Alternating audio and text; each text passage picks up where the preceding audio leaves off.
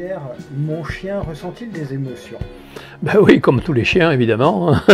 On se demande même comment on peut en douter, quand en réalité les chiens sont bien plus démonstratifs dans leur affection, dans leur colère que nous.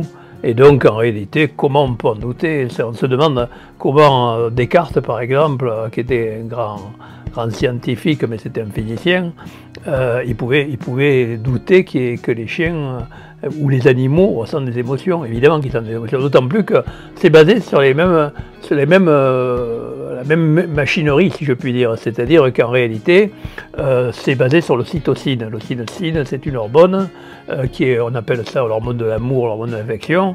Et donc, c'est ce qui déclenche chez l'homme, comme chez n'importe quel mammifère, les phénomènes affectifs. Donc on ne voit pas pourquoi nous, on serait sensible alors qu'on n'a pas beaucoup de démonstrations, et qu'un chien qui se jette sur vous quand vous arrivez pour vous lécher la figure ou tellement il est content, évidemment qu'il y a une émotion. D'ailleurs, c'est un peu un même débat idiot, enfin faux, que celui sur les rêves. Il y a des gens qui disent oh, les rêves, ça n'existe pas, les chiens ne rêvent pas. Mais évidemment qu'ils rêvent, bien sûr.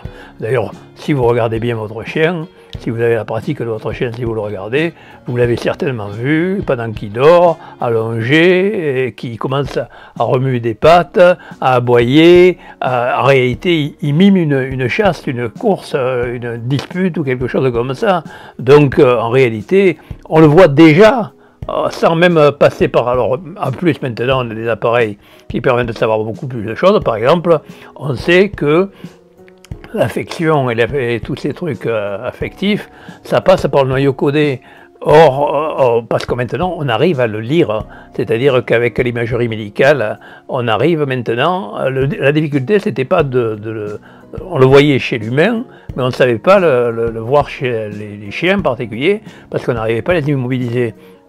Maintenant qu'il y a des scientifiques qui sont assez doués dans la manipulation des chiens, et bien qui sont des bons éducateurs, ils sont arrivés à les fixer dans l'appareil pour qu'ils ne bougent plus, et là on arrive à entrer dans leur cerveau, et on s'aperçoit que la même partie du cerveau, chez les humains comme chez les chiens, se manifeste quand vous avez un phénomène affectif. C'est-à-dire que par exemple, vous avez quelqu'un qui est proche de l'animal ou de l'homme, qui réapparaît, et hop, c'est dans le noyau codé qu'on voit que ça bouge.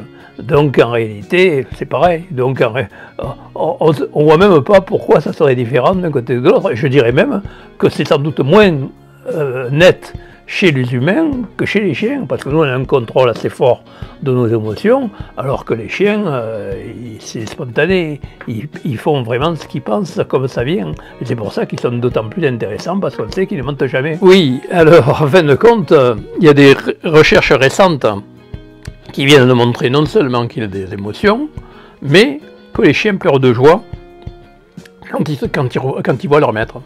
Alors comment on a montré ça? Eh bien, on a mis des sortes de compteurs de larmes, c'est-à-dire des sortes de buvards sous les yeux, pour récupérer l'eau, ensuite la mesurer, et pour ensuite voir qu'il y avait plus de larmes quand il voyait son maître que quand il voyait quelqu'un d'autre qu'il ne connaissait pas. Et d'une part, il préfère les gens qu'il connaît, bien sûr, et puis il préfère encore plus son maître, donc ça prouve que c'est pas un effet du hasard, c'est pas dans notre tête qu'on s'imagine qu'ils nous aiment. En réalité, ils ont de l'émotion, et les chiens sont très sensibles à leur maître, si du moins leur maître ne leur fait pas des misères, bien sûr.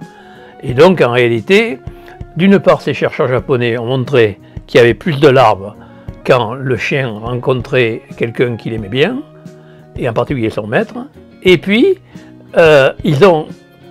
pour essayer de comprendre comment ça avait pu se mettre en place, ils ont fait choisir à des tas de propriétaires de chiens des photos entre chiens normal et puis chiens dans lesquels on avait rajouté des larmes pour trafiquer le résultat, et on s'aperçoit que quand il y a beaucoup de larmes, plus que normal, eh bien c'est ces photos qui sont choisies.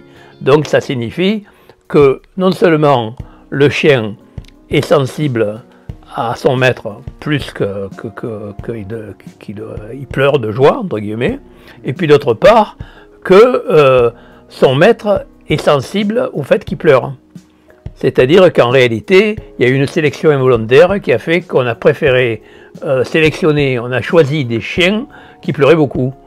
Donc c'est assez rigolo parce qu'on voit bien de deux côtés comment ça s'est fait, et ça montre aussi l'action de l'homme sur le chien, c'est-à-dire qu'on a modifié l'expression du chien, c'est-à-dire qu'on a des tas de preuves, enfin j'en parlerai dans d'autres questions, mais on a des tas de preuves que la morphologie et la physiologie des chiens a été modifiée par l'homme qui les appréciait ou qui les appréciait pas, et donc soit qui a éliminé certaines races, certaines lignées de chiens, disons, et qui ont par contre développé certaines autres. Par exemple, les dogs français, là, qui ont à 140 ans, le museau s'est raccourci de moitié. Pourquoi? Parce que c'est émouvant de voir, c'est ce qu'avait dit Konrad Lorenz il y a longtemps dans ses bouquins, il y a 40 ans, c'est qu'en fin de compte, les animaux, toutes les espèces qui ont un visage raccourci par rapport à celui de l'adulte, que ce soit chez les oiseaux, chez les mammifères, chez plein de bestioles, eh bien ça nous émeut, ça émeut les parents qui s'en occupent plus. Et donc probablement, c'est pour ça qu'on a tendance à préférer des chiens qui ont le museau raccourci. Et donc ça aboutit d'ailleurs à des excès, c'est-à-dire que à force de prendre des chiens avec le museau de plus en plus raccourci, ça leur a créé des problèmes respiratoires, ce qui fait qu'actuellement ils ont des tares, c'est-à-dire des problèmes respiratoires beaucoup plus grands.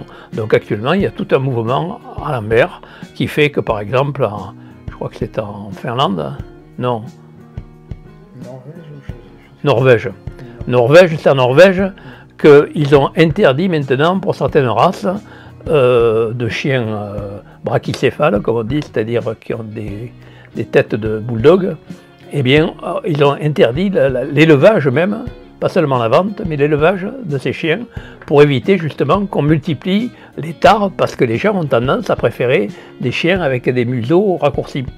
Donc vous voyez que non seulement les chiens ressentent des émotions, mais nous-mêmes, on est d'autant plus sensibles que le chien est émouvant.